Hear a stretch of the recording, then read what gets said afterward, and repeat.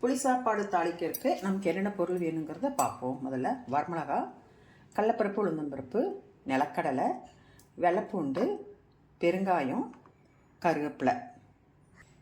புளியை கரைச்சி எடுத்து வச்சுருக்கோம். நமக்கு தேவையான அளவு எடுத்துக்கலாம். இப்போ எப்படி செய்கிறது அப்படிங்கிறத நம்ம பார்ப்போம். இப்போ ஸ்டவ் பற்ற வச்சு ஸ்டவ்வில் ஒரு பேன் வச்சுருக்கேன். பேன் வச்சு நான் எடுத்து வச்சிருந்தேன் அந்த பெருங்காயத்தை நல்லெண்ணெய் ஊற்றி முதல்ல வறுத்து எடுத்துட்டேன்.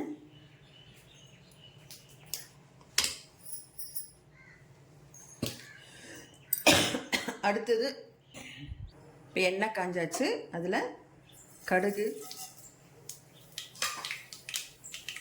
பொரியுது, கடலைப்பருப்பு, உளுந்தம்பருப்பு,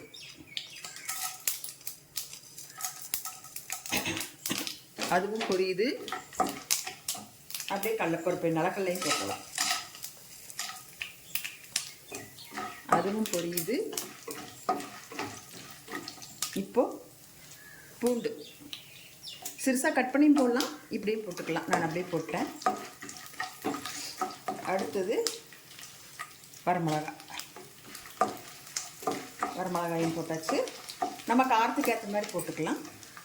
இது கருவேப்பிலை எல்லாம் போட்டாச்சு.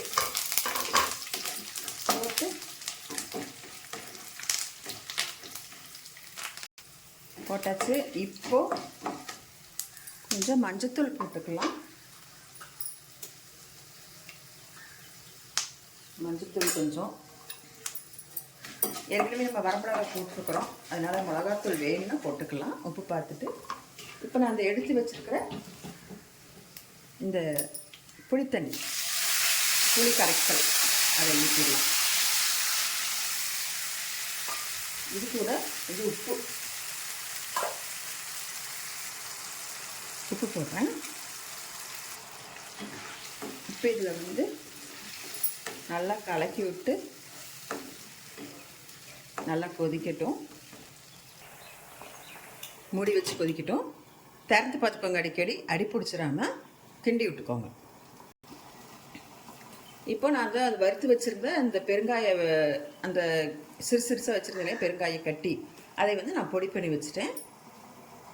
இப்போ அது கூடயே கொஞ்சம் வெந்தய பொடியும் எடுத்து வச்சுருக்கிறேன். ஏற்கனவே நான் வறுத்து பொடிச்சு வச்சுருந்தேன், அந்த பொடியை எடுத்து வச்சுருக்கேன். இப்போ பெருங்காயத்தூளும் வெந்தய பொடியும் ஒன்றா வச்சுருக்கிறேன். கொஞ்சம் மிளகாத்தூள் போடணும், காரம் பத்தாத மாதிரி இருந்துச்சு, அது கொஞ்சம் மிளகாத்தூள் போட்டுக்கிறேன். இப்போ நமக்கு புளி சாப்பாடு தாளிக்கிறதுக்கு புளி அந்த தொக்கு ரெடி ஆயிடுச்சுங்க. பாருங்கள், நல்லா எண்ணெய் பிரிஞ்சு எப்படி எண்ணெய் பிரிஞ்சு வந்திருக்குது, நல்லா ரெடி ஆயிடுச்சு. இப்போ இந்த நேரத்தில் நம்ம எடுத்து வச்சுருந்த பெருங்காயத்தூளும் வெந்தயத்தூளையும் போட்டு கலந்துடுறேன். இந்த டைமில் சாப்பாடு போட்டு நம்ம கிளறிக்கலாம். இப்போது சுடு சாப்பாடும் போட்டு கிளறிக்கலாம், ஆறுன சாதமும் போட்டு கிளறிக்கலாம்.